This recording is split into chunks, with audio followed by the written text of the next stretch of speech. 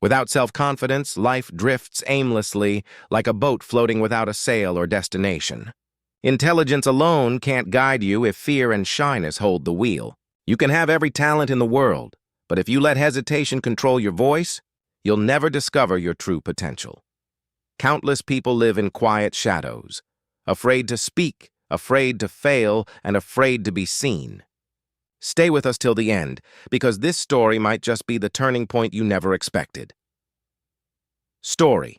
In a bustling city, there once lived a hard-working businessman named Richard Parker, who earned his living by selling salt. He had a small, humble family, his wife, Linda, and their 2 sons, Ethan and Ryan. Ethan, the elder son, was shy and rarely spoke to anyone, while Ryan was confident and full of life. Many mistook Ethan's silence for foolishness, and people often took advantage of his gentle nature. Still, he never complained.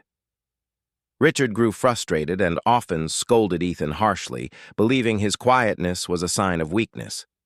Each cruel word chipped away at Ethan's spirit until his confidence completely shattered. His fear began to affect his studies, and though he tried, he couldn't write clearly during exams. Slowly, he started falling behind. When Ethan reached adulthood, his father asked him to help with the family business. Terrified of disappointing him, Ethan agreed. But his nervousness led to mistakes. He struggled to speak with customers, stuttered often, and made costly errors.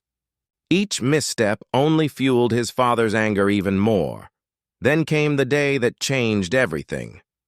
While Richard was away, a few cunning men came to the shop, pretending to be his father's friends. They said, "Your father sent us to collect all the salt sacks for the city." Too timid to question them, Ethan believed their lie. Within hours, they took everything and disappeared. That evening, when Richard returned to find the shop empty, his face turned red with rage. "You worthless boy," he shouted. "You've destroyed everything I worked for. Get out of my sight and never come back." Those words broke Ethan completely. The shame, the anger of his father, and the whispers of neighbors, all of it crushed him. Feeling hopeless, he walked to the riverbank, tears burning his eyes. "I'm a failure," he thought.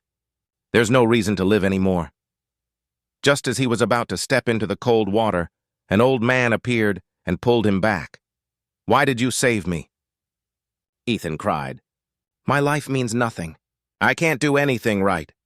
The old man looked at him kindly. "My child, life is the greatest gift. You still have a purpose, but you'll never find it if you give up. Keep living and you'll discover your strength," Ethan whispered. "But I'm weak and shy. Even my father hates me. I'm not educated. Everyone thinks I'm stupid.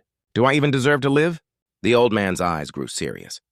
"Come with me to my house," he said calmly and began walking. Confused but curious, Ethan followed. When they arrived, the old man said, "I can answer your question, but first you must follow me for 3 days. If you complete 3 tasks, your life will change forever." Desperate for hope, Ethan agreed. The first task. The old man said, "Today, you will speak with 10 strangers. Ask about their lives and write what they tell you." Though terrified, Ethan tried. Some ignored him, others laughed, but he kept going. By evening, he had spoken to all 10, and even made a few friends. For the first time, he felt a spark of pride. The second task. The next day, the old man said, "Today, you'll teach 10 children why water is important." "Teach?" Ethan stammered. "But I barely studied. How can I teach anyone?" The old man smiled. "They don't know that. Share what you do know." Trembling, Ethan stood before the children with a glass of water in his hand. He spoke about its benefits, how it keeps us alive, healthy, and strong. When he finished, the children clapped. His hand still shook, but his heart felt lighter. His fear was beginning to fade. The third task. On the 3rd day, the old man said, "Now you must return to your father and apologize." Ethan's face turned pale.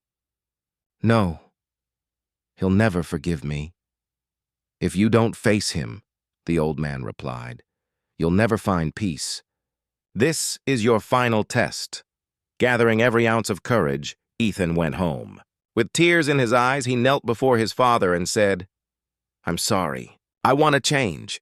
Please give me one more chance." Seeing sincerity in his son's eyes, Richard's anger softened. He gave Ethan another opportunity to help in the shop. Ethan later returned to the old man and asked, "Please tell me now, what is the secret to success?" The old man smiled gently. "You've already found it. Your greatest enemy was never shyness, it was fear. People treat you the way you present yourself. If you believe in your worth, others will too. Real strength comes from self-belief." Tears of understanding filled Ethan's eyes. "I understand now," he said softly. "I won't let fear rule my life again." Years later, that once timid boy became a respected businessman, admired not just for his intelligence, but for his calm confidence. His story became an inspiration to many who once doubted themselves. Remember this: self-confidence isn't something we're born with. It's built through courage, mistakes, and persistence. Even the shyest person can grow strong if they start believing in themselves. Fear holds us back, but every step outside our comfort zone strengthens us.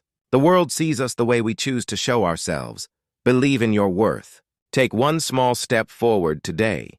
You might just uncover a strength you never knew was there.